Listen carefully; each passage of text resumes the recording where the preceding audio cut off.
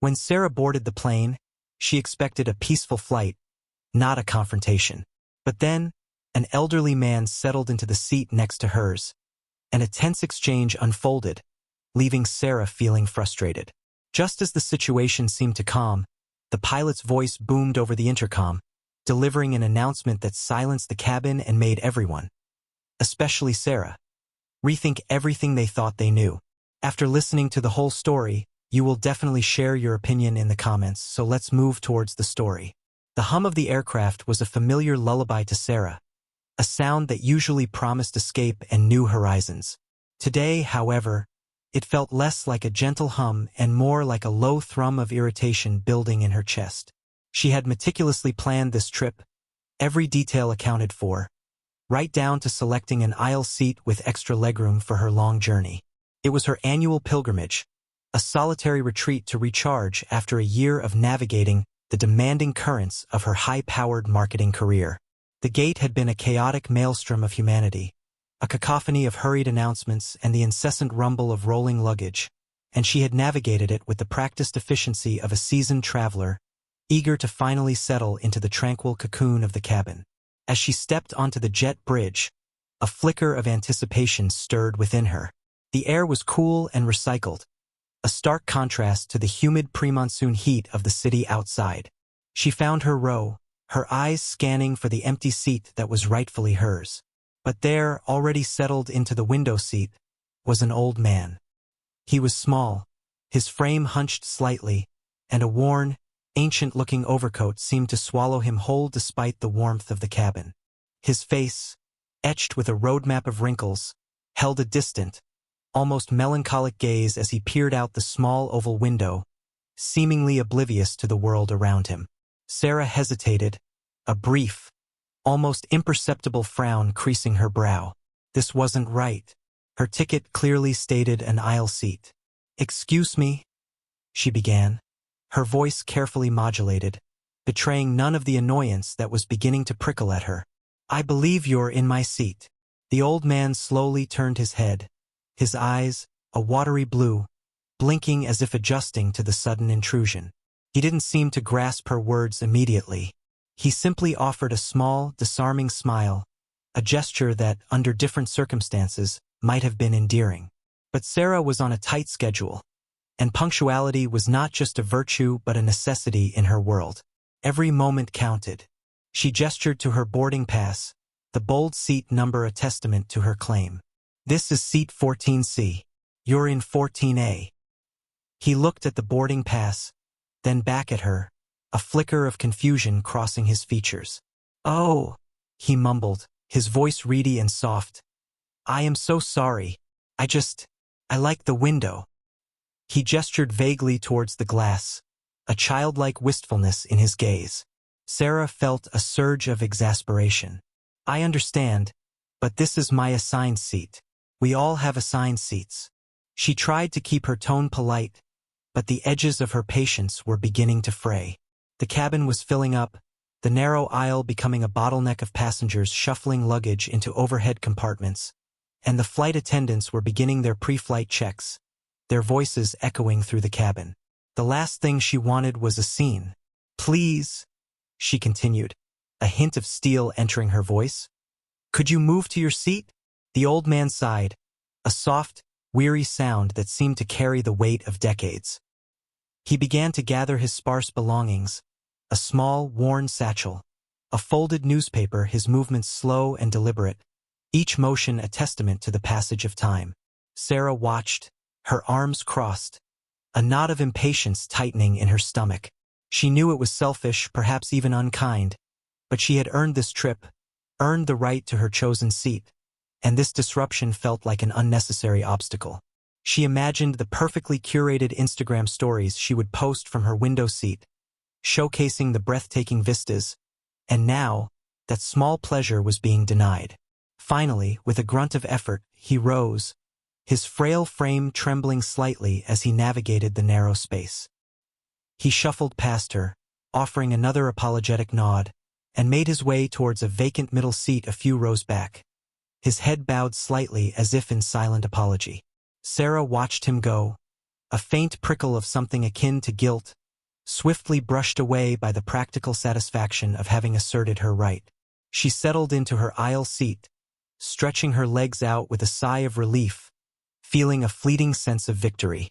The window seat remained empty, a silent testament to the brief skirmish. She pulled out her noise-canceling headphones, a silent barrier against the world, and prepared to immerse herself in the pre-flight safety video, ready to mentally check out until landing. The incident was already fading into the background, a minor inconvenience in the grand scheme of her perfectly ordered life. As the plane ascended, pushing through the thick, cotton-like clouds that hung heavy over the city, Sarah found a strange, almost unsettling quiet descend upon her. The usual anxieties of air travel, the subtle jitters she often felt during takeoff, were absent. Instead, a peculiar feeling, a faint, almost imperceptible hum of unease, began to resonate within her. She tried to dismiss it, attributing it to the lingering frustration from the interaction with the old man. But it persisted, a quiet whisper at the edges of her consciousness. She adjusted her headphones, the gentle melody of a classical symphony filling her ears, an attempt to drown out the lingering sense of discomfort. The cabin lights dimmed, casting a soft, ambient glow over the rows of passengers. Most were already engrossed in books, movies on their personal devices, or simply lost in the quiet contemplation that long flights often inspire. Sarah, despite her efforts to immerse herself in her meticulously curated travel playlist, found her gaze drifting towards the empty window seat beside her. It felt vacant, almost accusing in its emptiness. She still couldn't shake the image of the old man's watery blue eyes, his small, apologetic smile. He had seemed so frail, so utterly harmless, and yet her immediate reaction had been one of impatient assertiveness. It was a well-honed instinct, a product of years spent in a cutthroat corporate environment where hesitation was often perceived as weakness. She glanced back, trying to spot him in his new seat, a fleeting curiosity stirring within her. He was there, a hunched figure in the middle of a row, now seemingly lost in the pages of the same newspaper he had carried. There was a profound stillness about him, a quiet dignity that, in retrospect, pricked at something inside Sarah. She was a woman who prided herself on her empathy, on her ability to connect with people and understand their underlying motivations. Yet, in that brief, rushed encounter, she had seen only an obstacle, an inconvenience to her perfectly ordered journey. The thought made her squirm slightly in her seat. Suddenly, the gentle hum of the aircraft was punctuated by a distinct, sharp ding. The cabin lights flickered, then brightened, and a voice, calm and authoritative, came over the intercom. It was the pilot. "Ladies and gentlemen, this is your captain speaking." A hush fell over the cabin. People paused their movies, lowered their books, their attention drawn to the unexpected announcement. Sarah pulled off her headphones, a ripple of apprehension moving through her. Unscheduled announcements were rare, and often signaled something amiss. She gripped the armrests, a familiar knot forming in her stomach. The pilot's voice, though steady, carried a note of gravity. "We have an unusual situation on board. As some of you may have noticed, we have a passenger who was initially seated in 14A, but has since moved to another seat. That passenger is Mr. Thomas Miller." Sarah's breath hitched. Thomas Miller, the old man. Her eyes darted towards him, and she saw him slowly raise his head, his face a mixture of surprise and something else she couldn't quite decipher. A murmur rippled through the cabin as passengers turned their heads, curiosity and a hint of concern evident in their expressions. "Mr. Miller," the pilot continued, his voice softer now, "is a veteran of the Second World War. He served with distinction, a member of the Royal Air Force, and played a crucial role in the Battle of Britain." A wave of respectful silence washed over the cabin. Sarah felt a jolt, a sudden, sharp intake of breath. A veteran, a hero. The words resonated with a profound weight, painting a completely different picture of the frail old man she had so casually dismissed. The quiet dignity she had observed now took on a new, much deeper meaning. Today, the pilot's voice deepened, a note of reverence entering his tone.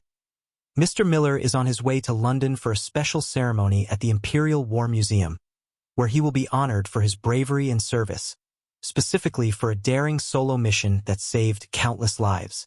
Sarah felt a flush creep up her neck, a hot wave of shame washing over her. A solo mission saved countless lives. While she had been complaining about a seat, this man, this quiet, unassuming man, had faced unimaginable horrors, had made sacrifices beyond comprehension.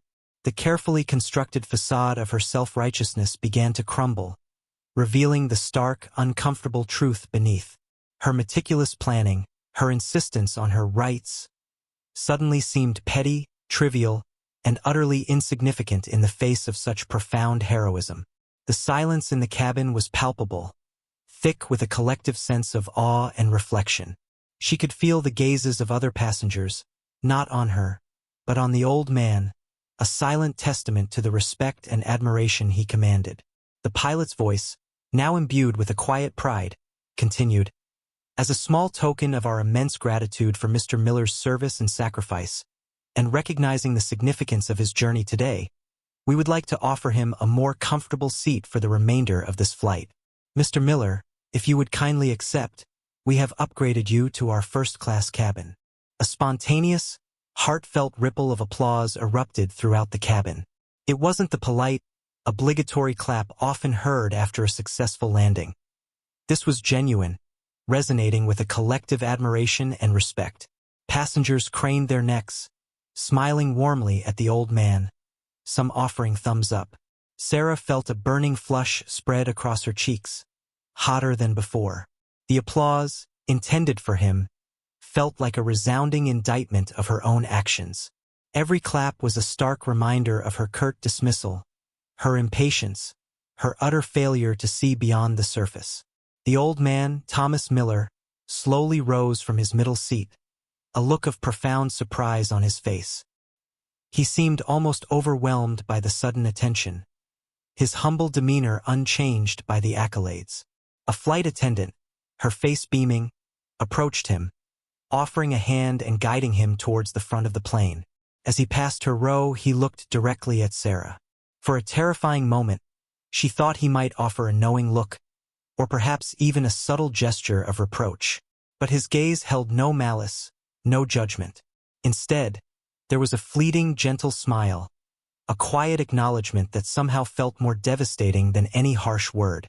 It was a smile of pure, unadulterated kindness, extended to someone who had shown him so little. Sarah felt a profound pang of regret, a deep, unsettling ache in her chest. The small victory she had felt earlier, the satisfaction of asserting her right to her chosen seat, now tasted like ash. She thought of her own life, driven by ambition, by deadlines, by the constant pursuit of efficiency and personal gain. How often had she sacrificed kindness for expediency? How many fleeting opportunities for compassion had she overlooked in her relentless march forward? She remembered the pilot's words, "He saved countless lives." And what had she done? Insisted on a few inches of legroom. The contrast was stark, humiliating. She watched as Mr. Miller was escorted to the spacious first-class cabin, disappearing from her view. The applause slowly died down, replaced by a quiet hum of contemplation. People began to return to their activities, but the atmosphere in the cabin had undeniably shifted.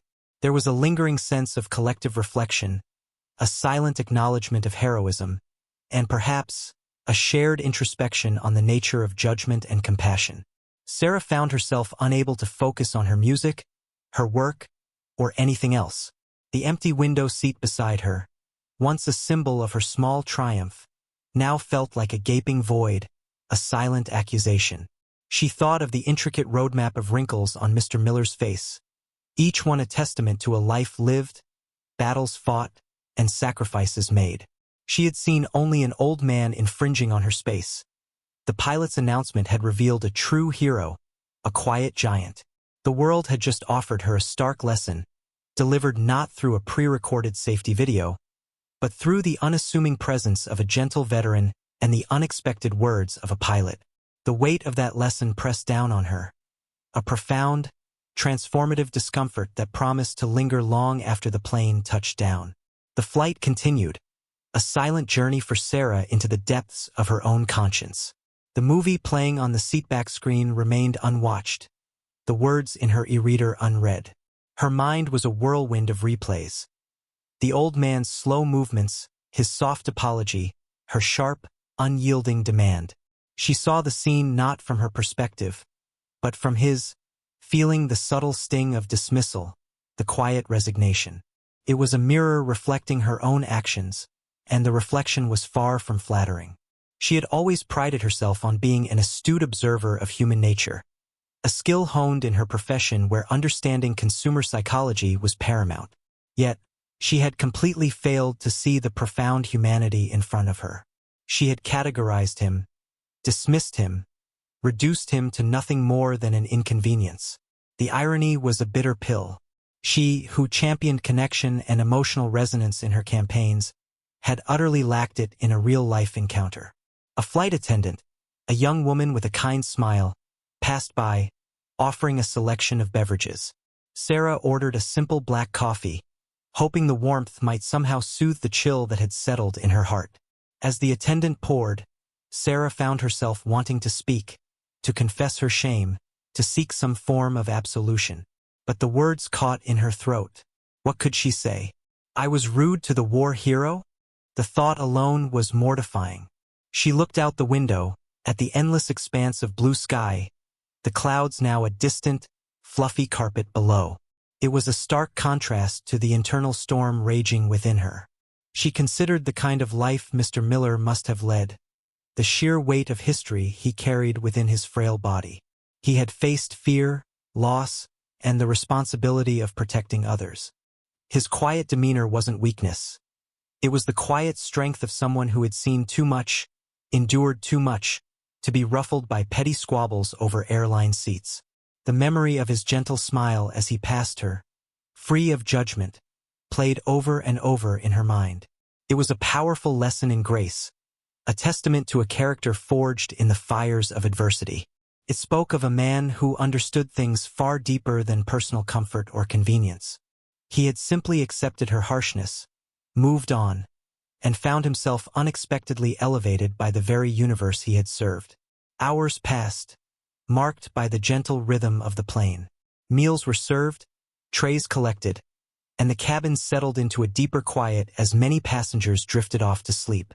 Sarah, however, remained wide awake, the events of the flight replaying in an endless loop. She thought about her grandmother, a woman of immense kindness and unwavering patience, who had always taught her to look beyond the immediate, to seek the hidden stories in every person. Her grandmother would have been appalled by her behavior. The thought brought a fresh wave of remorse. This wasn't just about a seat. It was about something far more fundamental. It was about how she chose to see the world, how she chose to interact with the people in it. Was she becoming so consumed by her own goals, her own perceived entitlements, that she was losing her essential humanity? The answer, painfully clear, was yes. The pilot's announcement hadn't just stunned the passengers. It had profoundly shaken Sarah, forcing her to confront a part of herself she preferred to ignore. This journey, intended as a solitary retreat, had become an unexpected crucible, refining her perspective, stripping away the layers of self-importance to reveal a raw, uncomfortable truth. She knew, with a certainty that resonated deep within her bones, that she couldn't simply walk off this plane and pretend this never happened. Something within her had irrevocably shifted. The final descent began, a gentle sloping motion that signaled the approaching end of the journey.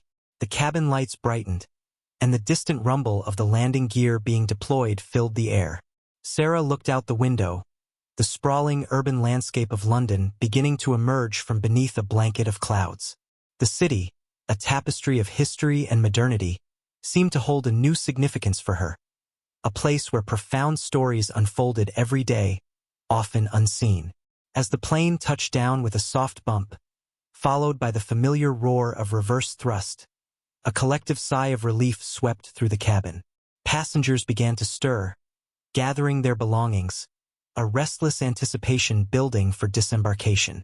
Sarah, however, remained rooted in her seat, a different kind of anticipation stirring within her. She knew what she had to do. The shame and regret, rather than diminishing, had crystallized into a quiet resolve.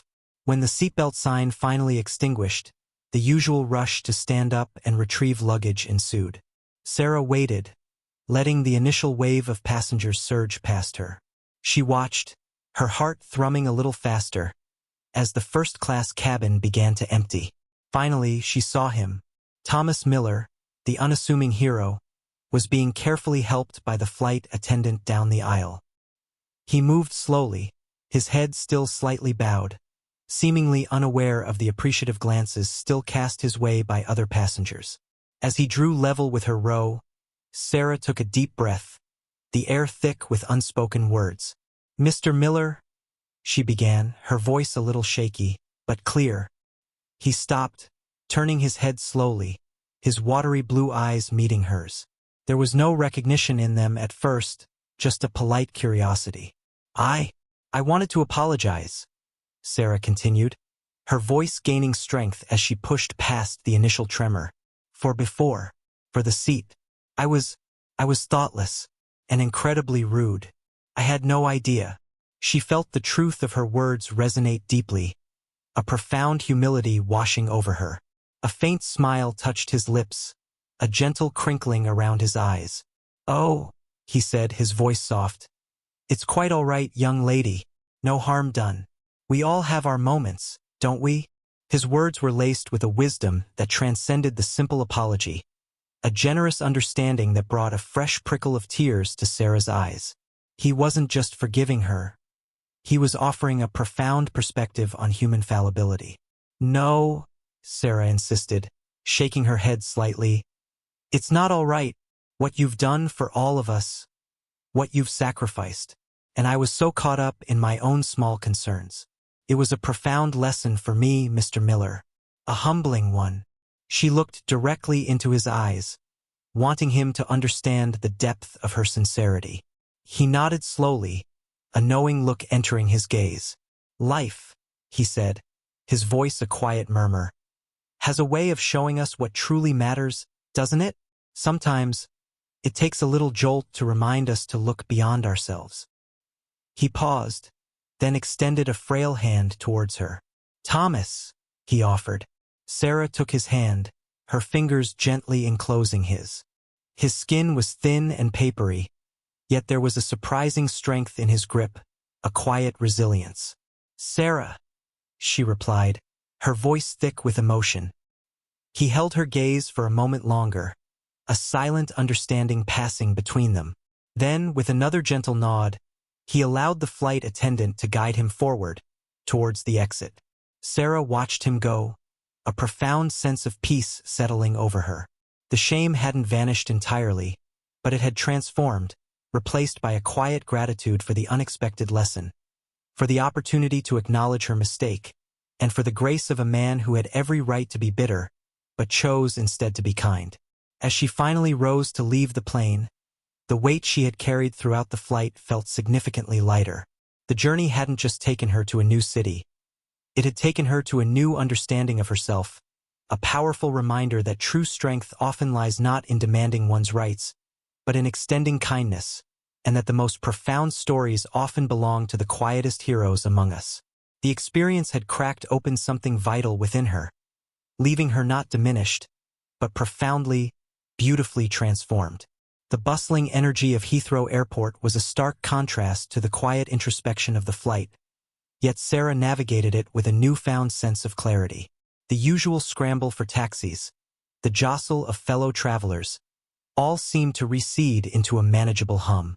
She felt lighter, as if a significant burden had been lifted, replaced by a quiet strength. The encounter with Thomas Miller hadn't just been a moment of temporary discomfort. It had been a seismic shift in her perspective, a recalibration of her internal compass. As she waited for her luggage, her mind replayed the gentle sincerity in Thomas's eyes. His simple act of forgiveness, extended with such humility, had been a more powerful catalyst for change than any self-help book or corporate training seminar. It wasn't about grand gestures. It was about the quiet dignity of a man who had seen the worst of humanity and still chose kindness. This was the true heroism, she realized, not just on a battlefield, but in the everyday interactions that shaped lives. She found herself observing others in the terminal with a different lens. The hurried business executive, the tired family with young children, the anxious solo traveler. Each person carried an unseen story, a complex tapestry of experiences that deserved more than a fleeting glance or a hasty judgment. She wondered how many times she had missed those stories, how many opportunities for connection she had inadvertently bypassed in her relentless pursuit of efficiency. Her phone buzzed, a barrage of emails and notifications from her office, demanding her immediate attention. Usually, she would dive in, responding with characteristic speed and precision. But today she paused. The urgency felt less pressing, the demands less absolute. She realized that while her career was important, it didn't define her entirely. There was a deeper purpose to her life, a responsibility to cultivate the very human qualities she had so nearly neglected. The thought of Mr. Miller's quiet journey to receive his commendation filled her with a profound warmth. He wasn't seeking glory. He was simply being honored for a life lived with courage and selflessness. It made her reflect on her own aspirations. Was she truly contributing to something meaningful, or was she simply chasing fleeting successes? The question lingered, a challenge to reevaluate her priorities. When her suitcase finally appeared on the carousel, Sarah picked it up with a renewed sense of purpose. She wasn't just arriving in London. She was arriving at a new chapter of her life, one marked by greater awareness, deeper empathy, and a commitment to living with intentional kindness. The flight had been more than just a means of transportation. It had been a profound journey of transformation, initiated by a simple act of mistaken identity and cemented by the quiet grace of a true hero. The image of the old man, now a beacon of wisdom, would stay with her, a constant reminder to look beyond the obvious, to listen to the unspoken, and to always choose kindness, even when it felt inconvenient. Stepping out of the airport into the crisp London air, Sarah felt the weight of the past few hours settle into a different kind of stillness within her. It wasn't the heavy burden of shame anymore, but a quiet, profound sense of gratitude and a deep-seated resolve. The journey hadn't just been a physical one across continents. It had been an internal voyage, guided by an unexpected encounter that had stripped away her superficiality and revealed a more authentic self. She hailed a black cab, giving the driver the address of her hotel. As the iconic London streets unfolded outside the window, she found herself not reaching for her phone to check emails or social media, but simply observing. The red double-decker buses, the hurried pedestrians, the ancient architecture standing defiantly alongside modern glass facades.